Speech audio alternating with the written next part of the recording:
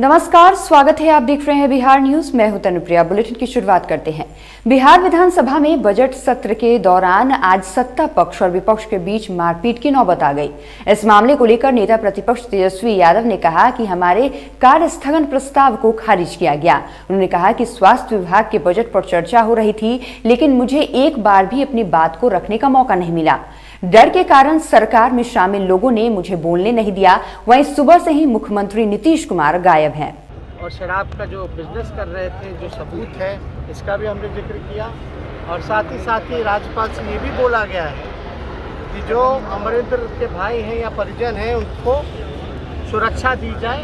उनको जान मान का जो है पहले भी धमकी दी गई है।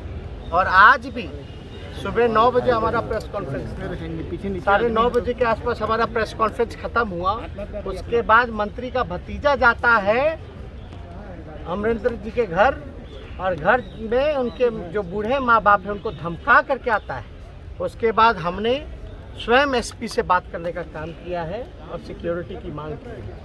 बेगूसराय में एक छात्रा के साथ दुष्कर्म करने का सनसनीखेज मामला सामने आया है। हालांकि घटना सामने आते ही पुलिस ने त्वरित कार्रवाई करते हुए आरोपी युवक को गिरफ्तार कर ली है। बताया जाता है कि बलिया थाना क्षेत्र के बड़ी बलिया गांव में शुक्रवार की शाम 17 वर्षीय छात्रा जब अपने घर के पास खेत में जा रही थी, तभी उसके रिश्ते के चचेरे भाई ने उसे जबरन खेत में ले जाकर दुष्कर्म किया। मामले में मुख्यालय डीएसपी निशित प्रिया ने बताया है कि दुष्कर्म की घटना की प्राथमिकी दर्ज की गई है। आरोपी को गिरफ्तार कर लिया गया है और पूरे मामले का अनुसंधान किया जा रहा है। बड़ी बलिया में बच्ची के द्वारा अपना आवेदन दिया गया है, जिसमें एक अपने पड़ोसी चंदन कुमार पर दुष्कर्म का बात सामने में आया है। ये अभियुक्त की भी गिरफ्तारी कर ली गई है और पीड़िता और अभियुक्त दोनों का मेडिकल करवाने के लिए अभी भेजा गया है। आगे अनुसंधान किया जा रहा है। पीड़िता के द्वारा अभी बस यह लिख कर दिया गया है कि वो अपने खेत में जा रही थी, तो उसके पड़ोसी चंदन कुमार के द्वारा इसको जबरदस्ती पकड़ लिया गया और उसके साथ जबरदस्ती संबंध बनाया गया। बेगूसराय जिले के बछवाड़ा प्रखंड के नवादा गांव में भाजपा जिला कार्य समिति की बैठक आयोजित की गई। जिला कार्य समिति बैठक का उद्घाटन केंद्रीय मंत्री गिरिराज सिंह ने दीप प्रज्वलित कर किया। इस दौरान कार्य समिति को संबोधित करते हुए गिरिराज सिंह ने कहा कि भारत के प्रधानमंत्री नरेंद्र मोदी लगातार देश के विकास के लिए काम कर रहे हैं। उनके कामों को लोगों के बीच पहुंचाना है। बेगूसराय में पेट्रोकेमिकल के नाम पर कई बार कांग्रेस चुनाव जीती, लेकिन कोरोना काल में प्रधानमंत्री ने पेट्रोकेमिकल स्थापना की ओर कदम बढ़ाया है। केवल गाली देने का। मोदी ने कहा आत्मनिर्भर भारत, जिस देश में एक टेस्टिंग यूनिट हो, आज 2000 लैब हो गया हो, जिस देश में वेंटिलेटर बाहर से आता हो, जिस देश में पीपीई किट बाहर से आता हो, N95 मास्क बाहर से आता हो, आप कल्पना करें। मसौढ़ी पीएससी अस्पताल में पीएससी प्रभारी डॉक्टर रामानुजम सिंह के नेतृत्व में प्रखंड के सभी पंचायत के मुखिया के साथ बैठक की गई। बैठक में पीएससी प्रभारी डॉक्टर रामानुजम सिंह ने पंचायत के सभी मुखिया को निर्देश देते हुए कहा कि कोविड वैक्सीन के लिए लोगों को जागरूक करें तथा इसके साथ ही अगर पंचायत में कालाजार और डायरिया का लक्षण दिखाई देता है तो अस्पताल को अविलंब सूचना दें। मसौढ़ी प्रखंड के सभी पंचायतों की मुखिया के साथ आज आपकी बैठक हुई, तो बैठक में क्या कुछ निर्देश दिया गया? देखिए, अभी हम लोग का बैठक अभी चल भी रही है और बैठक में 3 पॉइंट है जो बहुत इम्पोर्टेंट है। अभी एक है कि कोरोना वायरस से रिलेटेड था, जो कि होली का समय आ रहा है। बाहर से लोग यहाँ पटना में सब आएंगे, बिहार में आएंगे, जैसे दिल्ली से आएंगे, मुंबई से आएंगे, केरला से आएंगे। तो इस तरह से जो बाहर से आएंगे तो थोड़ा फैलने की आशंका है। आशंका को देखते हुए जो भी बाहर से आएंगे तो मैंने पब्लिक को थोड़ा सा उसके लिए जागृत करना पड़ेगा कि क्वारंटाइन में रहें। थोड़ा अधिक किसी प्रकार का शक है तो आके यहाँ हम लोग का RT-PCR एंटीजन टेस्ट पहले की तरह डायरेक्शन हुआ है कि पहले की तरह फिर से करना है। जहाँ भी कोई भी किसी प्रकार का शक है तो उसका हम लोग टेस्ट करेंगे और पॉजिटिव पाए जाने पर उनका जो उचित है उचित इलाज करेंगे। जहाँ कंटेनमेंट जोन का जरूरत पड़ेगा कंटेनमेंट जोन करेंगे। एक तो ये हो गया कोरोना वायरस है, दूसरा है कि अभी जो सीज़न गर्मी का आ रहा है तो उसमें अभी डायरिया का फैलने का भी प्रकोप है।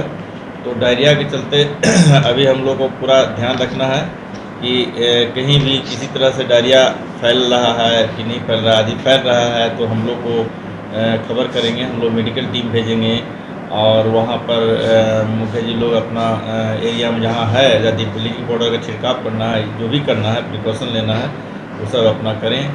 तो दूसरा डायरिया हो गया। तीसरा हो गया कि एक्यूट इंसेफ्लाइटिस सिंड्रोम जो हाई फीवर से जो बच्चा लोग को जनरली जो होता है, तब उस पर भी ध्यान देंगे। हालांकि अभी हम लोग के एरिया में तो अभी ऐसा केस अभी मिला नहीं है, लेकिन हम लोग उस पर भी ध्यान देंगे। यदि उस तरह से किसी का हाई फीवर से बेहोश हो रहा है तो उसको हम लोग खबर करेंगे, हमको जो होगा उसका इलाज करेंगे। तो कैसे जागरूक करेंगे? अभी यहाँ स्वास्थ्य केंद्र पर हॉस्पिटल में जो हमारे प्रभारी जी जो हम लोग के मीटिंग के माध्यम से जो जानकारी दिए, जानकारी देने के मकसद हुआ कि जो बाहर से लोग आने वाले हैं उनको देख कैसे कहाँ अकेले कहीं घर में न जाए, उसको व्यवस्था हम लोग को उनको सूचना देना है। किसी को कोलरा हो, किसी को बुखार हो, उसके संबंधी इनको जानकारी यहाँ देना है।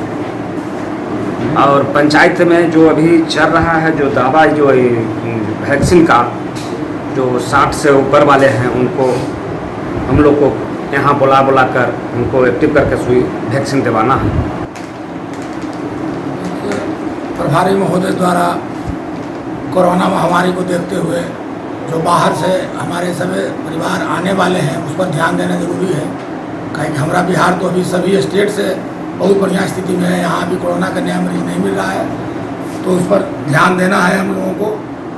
उसके बाद एक दूसरा बुखार है मुजफ्फरपुर AES, उस बुखार के बारे में बताए कि उसको जहाँ कोई अपना कोई ज़्यादा बुखार छटपटा रहा है, हाथ खींच रहा है, तो उसको भी माने खबर करना है, जहाँ वहाँ ब्लीचिंग का छिड़काव कराना है, जागरूक करना है। माने मुखिया को एक तरह से ही दिए कि पंचायत में कोई भी अगर रोग से ग्रसित माने आदमी मिले तुरंत सर की खबर करना है।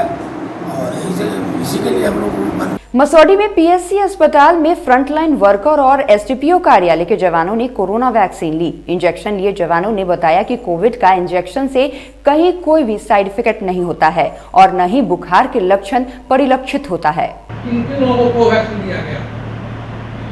आज तो हम लोग का जो 60 प्लस जो भी है उनका तो पड़ ही रहा था। 45 प्लस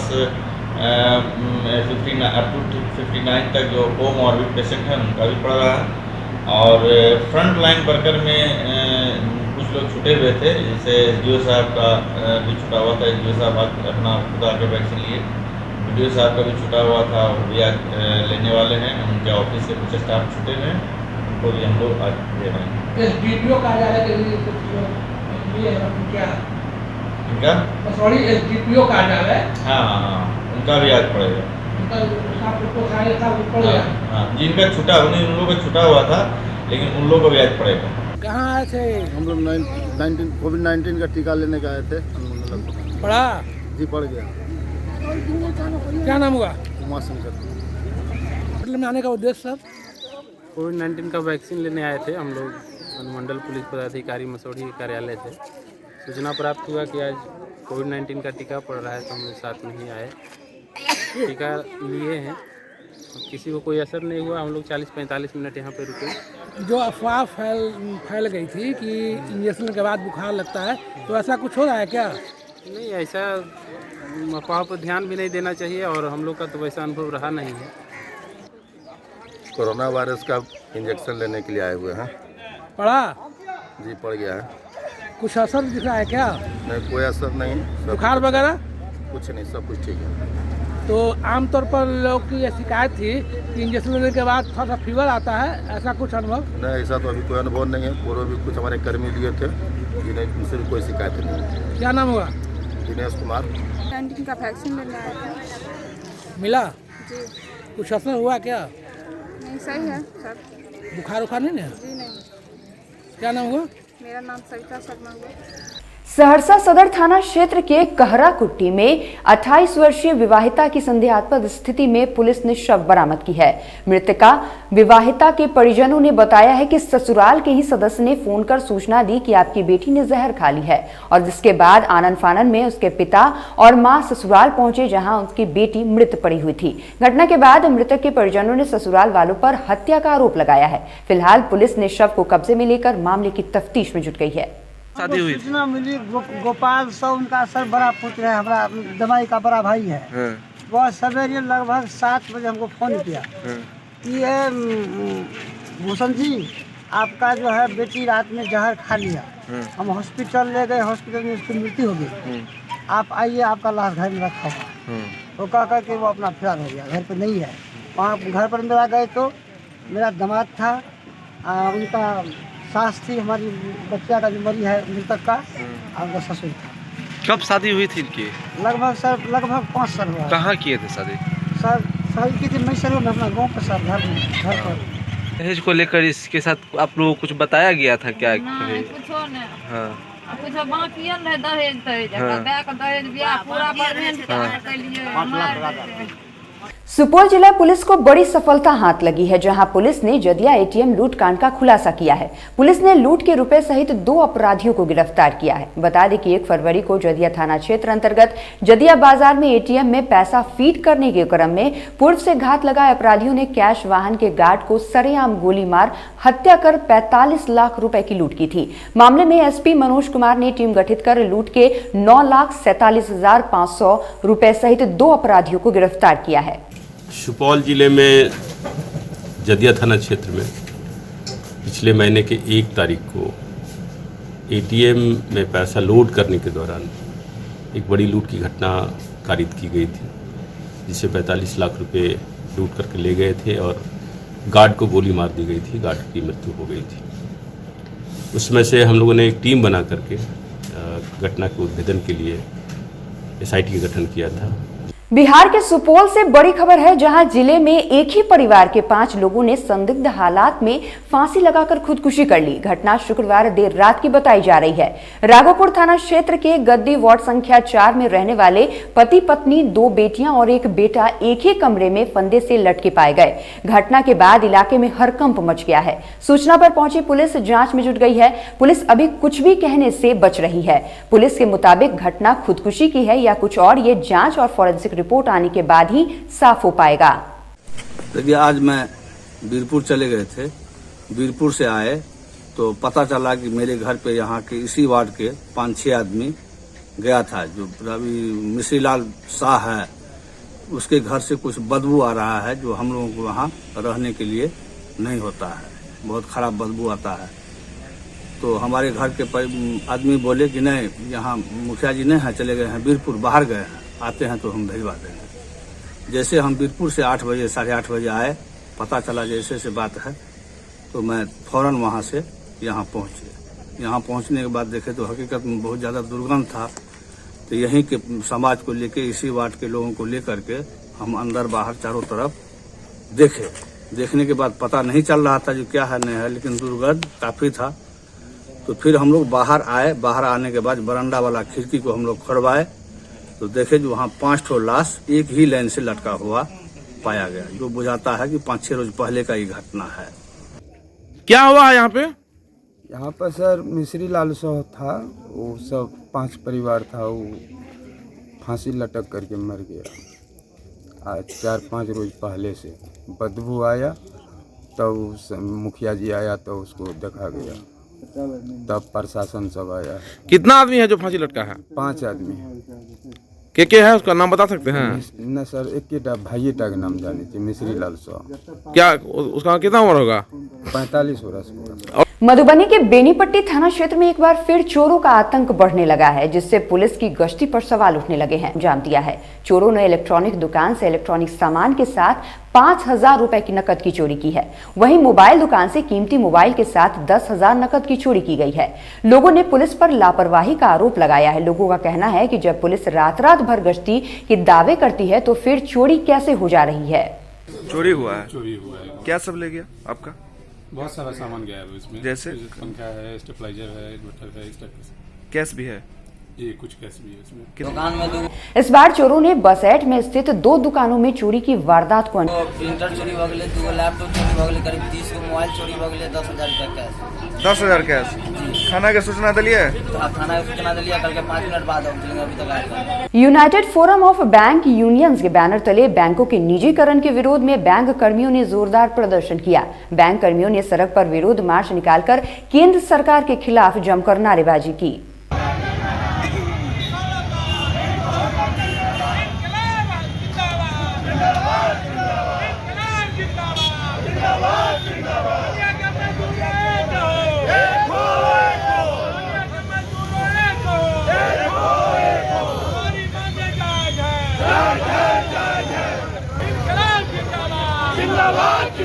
देश के राष्ट्रीयकृत बैंकों के निजीकरण, कर्मचारियों की छटनी, कई बैंकों को मिला करके एकीकरण, ग्राहकों से सेवा शुल्क के नाम पर प्रति वर्ष हजारों करोड़ वसूलने आदि मांगों को लेकर के देश के सभी राष्ट्रीयकृत बैंकों के कर्मचारियों का 2 दिवसीय हड़ताल 15 एवं 16 मार्च को है। उसके पहले लगातार 3 दिनों की छुट्टी होने के कारण देश के सभी राष्ट्रीयकृत बैंक मार्च महीने में 6-7 दिन लगातार बंद हैं, जिससे ग्राहकों को परेशानी तो हो ही रही है, साथ ही साथ ग्राहकों में भारी आक्रोश भी है मोदी सरकार के इस निर्णय के प्रति। और इस वक्त के बुलेटिन में बस इतना ही। आप देखते रहिए बिहार न्यूज़। नमस्कार।